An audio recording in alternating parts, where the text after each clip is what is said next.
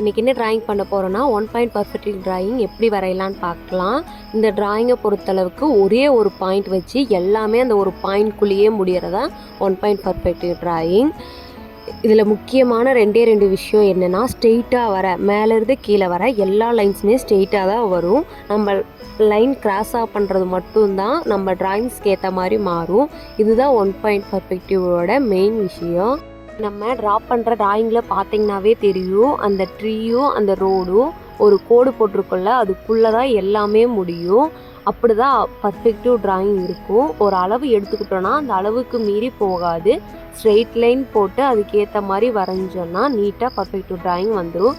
இப்போது இதை கலர் பண்ணலாம். இந்த ட்ராயிங் பேசிக் ட்ராயிங்கிறதுனால இது நம்ம நார்மலாக பயன்படுத்துகிற க்ரீன் அண்ட் ப்ளூ பிளாக் வச்சு மட்டும்தான் இந்த பெயிண்ட் பண்ணியிருக்கேன். இந்த ட்ராயிங் எப்படி இருக்குன்னு சொல்லுங்கள். இதே மாதிரி உங்களுக்கு வீடியோஸ் வேணும்னா நம்ம சேனலை சப்ஸ்கிரைப் பண்ணிக்கோங்க.